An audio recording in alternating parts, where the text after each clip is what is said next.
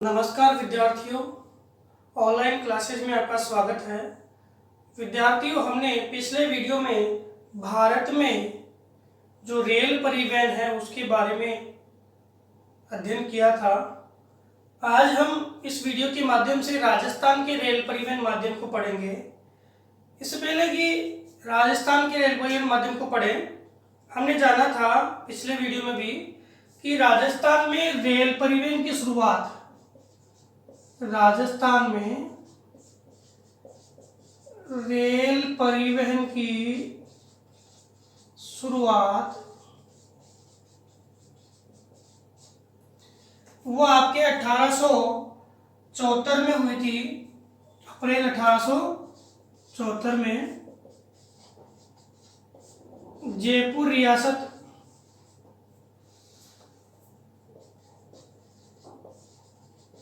के बांदीकुई से आगरा फोर्ट तक यह जो क्षेत्र था उसमें आपके राजस्थान में रेल परिवहन की शुरुआत हुई। 34 मील लंबा यह क्षेत्र था, दूरी की बात कर रहे हैं। इसके बाद हम देखें कि जो राजस्थान है उसने रेल परिवहन के क्षेत्र में क्या क्या तरक्की की है। तो राजस्थान जब रेलवे जोन जो बने 2003 तक 16 जोन थे, उन्हीं जोनों में राजस्थान का जो रेलवे जोन में स्थान आता है, तो एक जोन राजस्थान में है, वो कौन सा है? उत्तर पश्चिमी या उत्तरी पश्चिमी जोन, नॉर्थ वेस्ट। मुख्यालय कहाँ है? आपके जयपुर में। कब बना था ये जोन? 2002 में। राजस्थान जो है वो एक जोन और 5 मंडल रेलवे के जो 5 मंडल और एक जोन है वो राजस्थान में है। कितने मंडल? 5 तो मंडल है और एक जोन है। तो एक जोन कौन सा है? 16 जोनों में एक जोन उत्तर पश्चिमी जो रेलवे जोन है जिसका मुख्यालय कहाँ पर है? जयपुर में है। वो एक जोन कहाँ पर है? राजस्थान में। याद करना, ये राजस्थान में एक जोन है। और कितने मुख्यालय है? कितने मंडल है? तो 5 मंडल है। कितने हैं? 5 मंडल है। इन मंडलों में देखें तो जयपुर मंडल आ गया, अजमेर मंडल आ गया, बीकानेर मंडल आ गया, जयपुर, अजमेर, बीकानेर और जोधपुर। ये 4 मंडल तो आपके इसी जोन में आते हैं। और एक मंडल आपका राजस्थान में है जिसका नाम है कोटा मंडल। कोटा मंडल, ये कोटा मंडल है वो दूसरे जोन में जाता है, पश्चिमी मध्य रेलवे जोन। मुख्यालय कहाँ है? जबलपुर, मध्य प्रदेश। मुख्यालय कहाँ है? जबलपुर, मध्य प्रदेश। तो राजस्थान में एक जोन और 5 मंडल है। कितने मंडल है? 5 मंडल है। 5 मंडलों में जयपुर है, अजमेर है, बीकानेर है, जोधपुर है और कोटा है। कोटा कौन से में आएगा? पश्चिमी मध्य रेलवे जोन में आता, राजस्थान में है, इसलिए हम क्या बोलते हैं? 5 मंडल किसमें है? राजस्थान में है।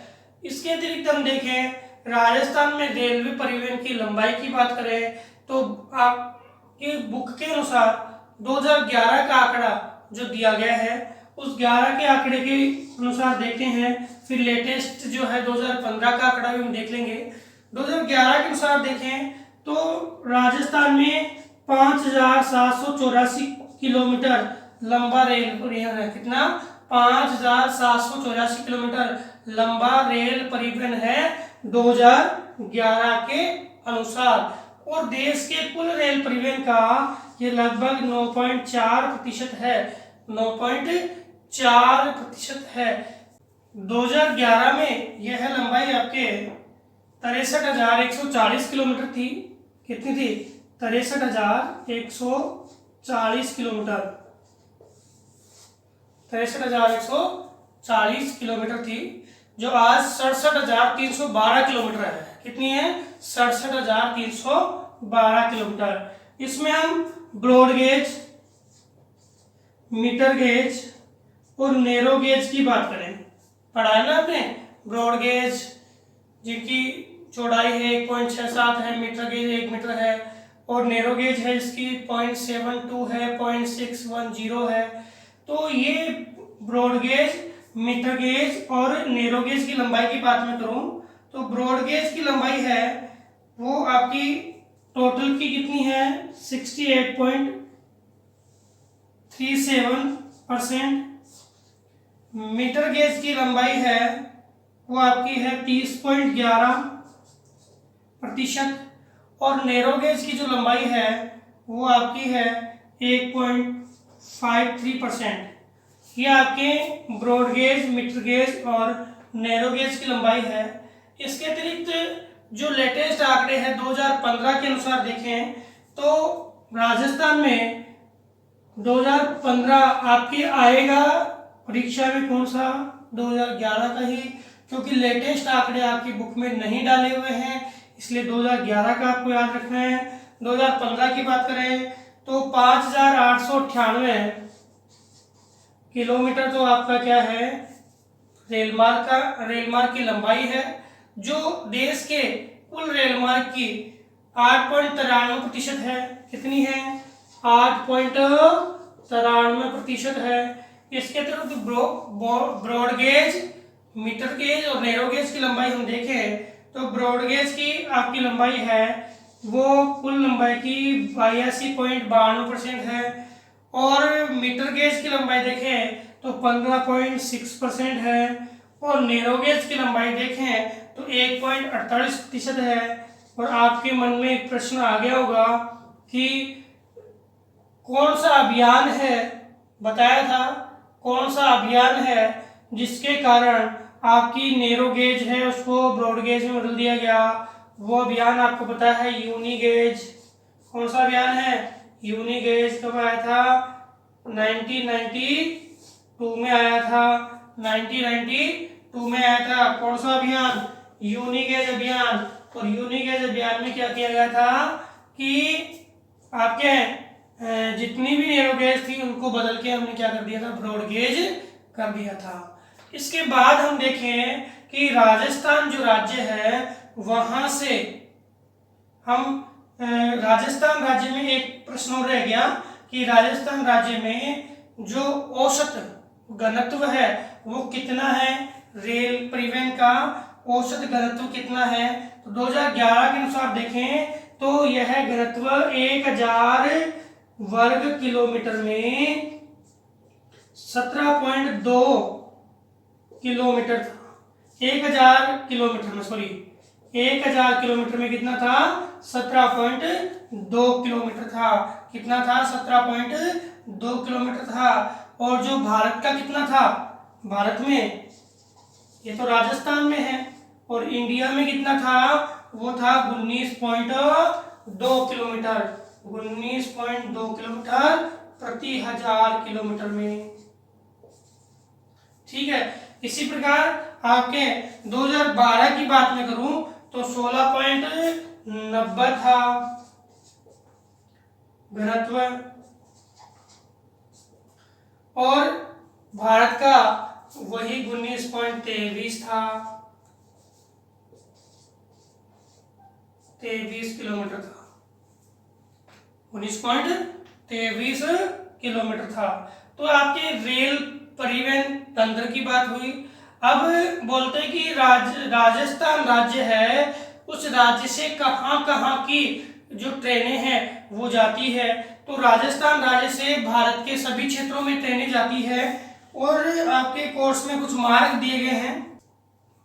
इसमें कुछ मार्ग देखते हैं कि राजस्थान से भारत के विभिन्न क्षेत्रों में जो रेल परिवहन का संचार होता है, इसमें जयपुर से मुंबई, जोधपुर से हावड़ा, हावड़ा का है पश्चिम बंगाल, दिल्ली से अहमदाबाद, उदयपुर से दिल्ली, बीकानेर से दिल्ली, जयपुर से दिल्ली, जयपुर से गंगानगर, फुलेरा से दिल्ली, जयपुर से सवाईमाधोपुर, जयपुर से आगरा, जयपुर से जम्मू, जोधपुर से गुवाहाटी, जयपुर से चेन्नई और जोधपुर से हरिद्वार।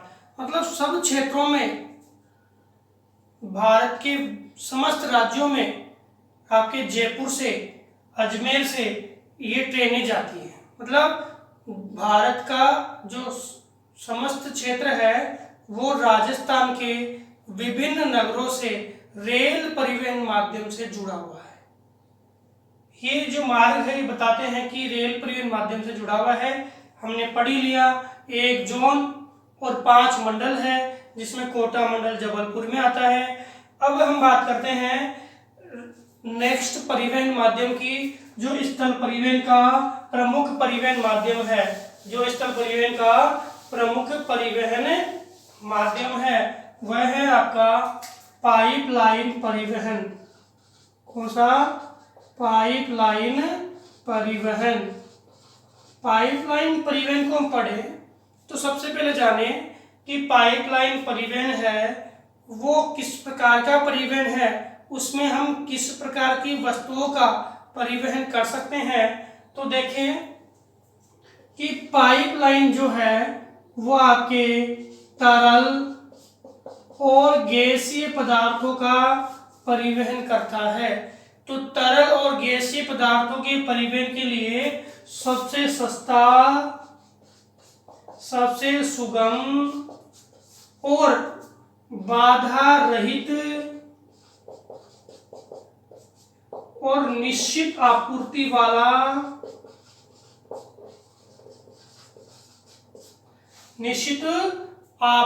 वाला जो परिवहन माध्यम है वो कौन सा है? पाइपलाइन परिवहन माध्यम। सबसे सस्ता है, सबसे सुगम है, निश्चित आपूर्ति वाला है और सबसे बड़ी बात है समय की भी क्या होती है? बचत इसमें होती है। समय की भी क्या होती है? बचत इसमें होती है। लागत जो है वो एक बार आती है पाइपलाइन निर्माण के दौरान। पाइपलाइन निर्माण के दौरान एक बार लागत इसमें आती है, बाकी लागत क्या है? नहीं आती है। दूसरी बात, एक इसकी समस्या है, एक इसकी समस्या विकट समस्या की है, जब पाइपलाइन कहीं क्षतिग्रस्त होती है, जब पाइपलाइन क्या होती है? कहीं क्षतिग्रस्त होती है, टूट जाती है, तो उसके दौरान उस क्षतिग्रस्ता को ढूंढने के लिए काफी समय लग जाता है और काफी जो वस्तु है वो भी क्या होती है? वेस्टेज हो जाती है। लेकिन वर्तमान में जो टेक्नोलॉजी है उस टेक्नोलॉजी के आधार पर जहां पर पाइपलाइन क्षतिग्रस्त होती है उस एरिया का बिंदु उस यंत्र में देखने के कारण उस एरिया की ही पाइपलाइन को ब्लॉक कर दिया जाता है, उसके वाल जो बंद कर दिए जाते हैं, जिसके कारण जो वस्तु है वो वेस्टेज नहीं होती है। दूसरी एक समस्या इसमें है कि जिस क्षेत्र में पाइपलाइन जा रही है वहां पे लोग क्या करते हैं? उस पाइपलाइन से जो वस्तु जा रही है, पेट्रोलियम भी जा रहा है, तो पेट्रोलियम की क्या कर लेते हैं? चोरी कर लेते हैं। उस चोरी की व्यवस्था, जो चोरी वाली जो क्रिया है, इसके लिए भी कई प्रकार के यंत्रों का निर्माण किया गया है। तो पाइपलाइन क्या है? तरल व गैसीय पदार्थ। वर्तमान में तो क्या है? जो आपके लौह इस्पात उद्योग है, तो लौह इस्पात उद्योग में जो लोहा है या जो पदार्थ है, लोहा, मैग्नीज आदि, उसको लिक्विड फॉर्म में कच्चे माल के स्रोत जो है लोहे के, उनको लिक्विड फॉर्म में आपके उत्पादक क्षेत्र से आपके औद्योगिक क्षेत्र तक पहुंचाया जाता है। ऐसे ही कोयले को भी लिक्विड फॉर्म में है, वो आपके उत्पादक क्षेत्र से औद्योगिक क्षेत्र तक पहुंचाया जाता है। इसका भी आजकल परिवहन किया जाने लग गया है। किसके माध्यम से? पाइपलाइन परिवहन के माध्यम से। अब आप बोलोगे और कौन कौन सा? तो तो तरल में आपके पेट्रोलियम पदार्थ सारे आ गए, ठीक है। गैस में आपकी जो गैसेज है वो आ गई। इसके अतिरिक्त आपकी घरेलू गैस का भी क्या है, पाइपलाइन के माध्यम से परिवहन होने लग गया। साथ ही साथ जो अपशिष्ट मल है उसका भी पाइपलाइन के माध्यम से प्रयोग होने लग गया। अपशिष्ट मल का पाइपलाइन के माध्यम से क्या निस्तारण होता ही है सीवरेज वगैरह के माध्यम से अपशिष्ट मल। इसके अलावा जो पेयजल की आपूर्ति है वो भी किसके माध्यम से होती है, पाइपलाइन के माध्यम से। इसके अतिरिक्त दूध है वह डेयरी से प्लांट में जाता है, तो उसके लिए भी पाइपलाइन। डेनमार्क में, आपके न्यूजीलैंड में ये पाइपलाइनें हैं वो निर्मित है, जहां दूध का परिवहन भी पाइपलाइन के माध्यम से किया जाता है।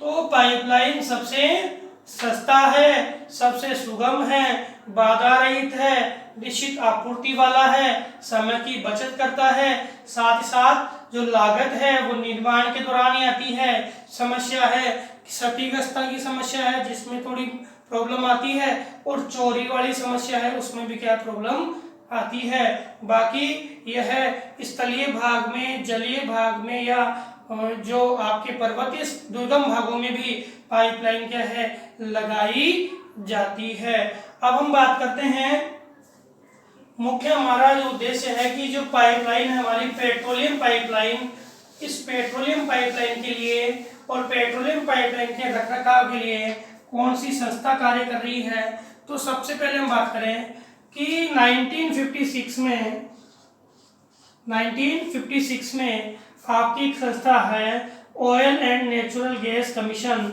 Oil and natural gas commission, इसकी स्थापना हुई। ये क्या है, तेल एवं प्राकृतिक गैस आयोग। कब बना, 1956 में। और ये आयोग क्या करता है, ये आयोग क्या करता है, पाइपलाइनों का निर्माण, रखरखाव और जितने भी आपके पेट्रोलियम क्षेत्र है उनकी खोज भी कौन करता है, यही आयोग करता है। और उनको तेल शोधनशाला तक पहुंचाने का काम किसका है, इसी का है। मतलब पेट्रोलियम से संबंधित जो भी क्रियाएं है उनका उन सभी क्रियाओं का कार्य है वो कौन करता है, ONGC करता है। इसी संस्था ने, इसी आयोग ने 1959 में एक संस्था का निर्माण किया, ऑयल इंडिया लिमिटेड। किसका, ऑयल इंडिया लिमिटेड। इस ऑयल इंडिया लिमिटेड के माध्यम से इसने क्या काम दिया, ऑयल इंडिया लिमिटेड को पाइपलाइन के निर्माण का काम दिया और रखरखाव का काम दिया। तो 1959 के बाद पाइपलाइन के निर्माण और रखरखाव का कार्य कौन करने लग गया, ऑयल इंडिया लिमिटेड। कब स्थापना हुई, 1959 में। ONGC की स्थापना 1956 में। तो देश में दो संस्थाएं ONGC और OIL दोनों है, पाइपलाइनों के निर्माण, रखरखाव, पेट्रोलियम की खोज आदि का कार्य कर रही है। इसके बाद मैं बात करूं 1984 की। 1984 में आपके पाइपलाइन जो है उसके लिए क्या, एक संस्था जिसका नाम है GIAL, gas authority of India limited, gas authority of India limited की स्थापना आपके कब हुई, gas authority of India limited की स्थापना कब हुई, 1984। ये जो आपकी गैस है, प्राकृतिक गैस है, उन गैसों के गैसों के परिवहन के लिए कार्य कर रही है। कौन सी, gas authority of India limited. कब हुई, 1984। तो ये तो आपके क्या है, मुख्य संगठन है। अब इन संगठनों की बात, अब भारत में कौन कौन सी पाइपलाइन है वो प्रमुख है, उन पाइपलाइनों को देखते हैं जो हमारे कोर्स की दृष्टि से इम्पोर्टेंट है, कोर्स की दृष्टि से इम्पोर्टेंट है। उन पाइपलाइनों को हम देख लेते हैं। सबसे पहले भारत में जो पाइपलाइनें हैं उनके अंतर्गत देखते हैं कि भारत में देखो, पहली बात तो हम करें तेल के क्षेत्र कौन कौन से हैं। तो तेल के क्षेत्रों में आपके असम पढ़ा है, तेल के क्षेत्रों में कौन सा है? असम है, प्रमुख है। उसके बाद आपके मुंबई हाई, ये भी पढ़ लिया। ये आपके जो दक्षिणी भाग है खंबात की खाड़ी का प्रदेश, इसके साथ साथ अंकलेश्वर है, कोयली है, ये भी आपके क्या है? तेल के प्रमुख क्षेत्र है। फिर राजस्थान में तेल के प्रमुख क्षेत्र है। और तेल शोधनशालाओं की बात करें तो सबसे बड़ी पहली तेल शोधनशाला है वो आपकी कौन सी है? डिब्रूगढ़। कौन सी है? डिब्रूगढ़ है, असम की। उसके बाद बरौनी है, उसके बाद मथुरा, अंकलेश्वर, कोयली, ये क्या है? आपकी तेल शोधनशालाएं। तो पाइपलाइन की बात करूं जो आपके कोर्स में है, पहली है आपके OIL ने सबसे पहले पाइपलाइन 1959 में वो बनाई, वो है नूनमती बरौनी। नूनमती बरौनी जो आपके असम के नाहरकटिया प्रदेश से जो है नूनमती शोधनशाला है वहां, और फिर वहां से लेकर यह है बरौनी बिहार। बरौनी बाजार आधारित तेल शोधनशाला है। कैसी है? बाजार आधारित तेल शोधनशाला है। और इस बरौनी बिहार से इसको कानपुर तक 1966 में बढ़ा दिया गया। कहाँ तक बढ़ा दिया गया? 1966 में कानपुर तक बढ़ा दिया गया। ये 1167 किलोमीटर लंबी पाइपलाइन है जिसका सबसे पहले निर्माण किया गया भारत में। नूनमती बरौनी बोल दो, नाहरकटिया बरौनी बोल दो, बात एक ही है। ये आपके असम से लेके बिहार और बिहार से इसको यूपी के कानपुर तक आगे बढ़ा दिया गया। दूसरी पाइपलाइन की बात करें तो आपके है सलाया गुजरात से लेकर अंकलेश्वर, कोयली होते हुए आपके मथुरा तक। गुजरात से अंकलेश्वर, कोयली होते हुए कहाँ तक? मथुरा तक। ये जो आपकी सलाया मथुरा जो पाइपलाइन है इसकी लंबाई 1256 किलोमीटर है। कितनी है? 1256 किलोमीटर है। जो आपका जो क्षेत्र है उसको पेट्रोलियम की आपूर्ति है वो किसके माध्यम से होती है? मुंबई हाई के माध्यम से होती है, क्योंकि मुंबई हाई पेट्रोलियम का सबसे बड़ा या उत्पादक प्रदेश है। मुंबई हाई पूरे भारत में पेट्रोलियम का सबसे बड़ा उत्पादक प्रदेश कौन सा है? मुंबई हाई। तो दूसरी पाइपलाइन आपकी कौन सी आई? सलाया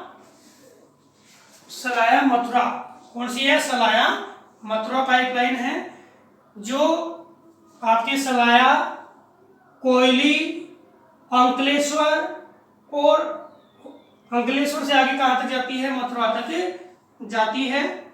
और इसको जो भी आपके तेल है, पेट्रोलियम है, वो कहाँ से मिलता है? मुंबई हाई से ही प्राप्त होता है। इसके अलावा जो छोटी पाइपलाइन है मुंबई हाई से अंकलेश्वर, कोयली अंकलेश्वर तक। अंकलेश्वर कहाँ है? गुजरात में है। कोयली कहाँ है? गुजरात में है। सलाया कहाँ है? गुजरात में है। मथुरा कहाँ है? उत्तर प्रदेश में है। इसके अतिरिक्त जो ये गैस पाइपलाइन है जो सबसे महत्वपूर्ण भी है, हजीरा। हजीरा कहाँ है? गुजरात में। विजयपुर कहाँ है? मध्य प्रदेश में। और जगदीशपुर कहाँ है? जगदीशपुर उत्तर प्रदेश में। हजीरा, विजयपुर और जगदीशपुर। हजीरा, विजयपुर और जगदीशपुर, ये आपकी गैस पाइपलाइन है। क्या है? गैस पाइपलाइन है। जैसा कि हमने पढ़ा gas authority of India limited. Gas authority of India limited जो देश में लगभग इसकी gas authority of India limited के अंतर्गत 14,400 किलोमीटर लंबी पाइपलाइन क्या है? संचालित है। अब हम बात कर रहे हैं किसकी? हजीरा, विजयपुर और जगदीशपुर। ये विजयपुर है, इससे आपके सवाई माधोपुर, कोटा सवाई माधोपुर तक है कि गैस पाइपलाइन से जाती है। जो हमारे राजस्थान में भी आती है। कहाँ? विजयपुर से। कहाँ से? विजयपुर से। विजयपुर का है मध्य प्रदेश में। तो हमने 3 पाइपलाइनों को पढ़ा है। एक तो है आपकी नाहरकटिया, बरौनी और कानपुर तक की। दूसरी सलाया से लेके मथुरा तक की है। फिर हजीरा, विजयपुर, जगदीशपुर। इस हजीरा, विजयपुर, जगदीशपुर को भी आगे तक बढ़ा दिया, मथुरा तक बढ़ा दिया। और ये मथुरा वाली लाइन है, इसको भी आगे तक अंबाला तक बढ़ा दिया। कहाँ तक? अंबाला, अंबाला तक बढ़ा दिया। तो ये, और इसको सलाया को कहाँ से मिलता है? मुंबई है, इसे मिलता है। HVJ की कुल लंबाई की बात करें तो 1750 किलोमीटर है। कितनी है? 1750 किलोमीटर। तो 3 पाइपलाइन आपके कोर्स में है।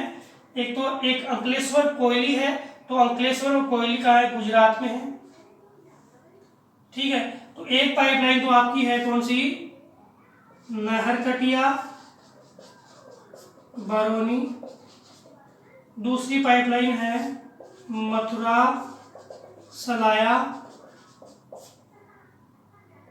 सलाया तो का है गुजरात में, मथुरा का है यूपी में। तीसरी पाइपलाइन है आपकी, वो है आपकी हजीरा, विजयपुर, जगदीशपुर।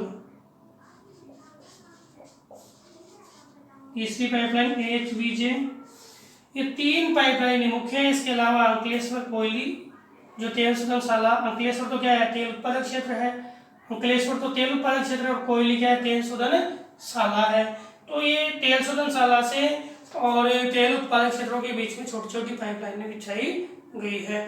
तो विद्यार्थियों, आज हमने रेल परिवहन के साथ साथ पाइपलाइन परिवहन को जाना। पाइपलाइन परिवहन सबसे सस्ता, सबसे लागत में कम, दूरगामी परिवहन है, शीघ्र आपूर्ति वाला है, निश्चित आपूर्ति वाला है। और इसमें हमारे भारत में जो ONGC है, OIL है, गेल है, ये पाइपलाइनों के निर्माण रख रखाव के लिए काम कर रहे हैं। मुख्य पाइपलाइनें हमने 3 पढ़ी है जो हमारे कोर्स में है। तो विद्यार्थियों, इसके बाद हम जो नेक्स्ट वीडियो में भारत में वायु परिवहन और जल परिवहन है उसके संदर्भ में पढ़ेंगे। धन्यवाद।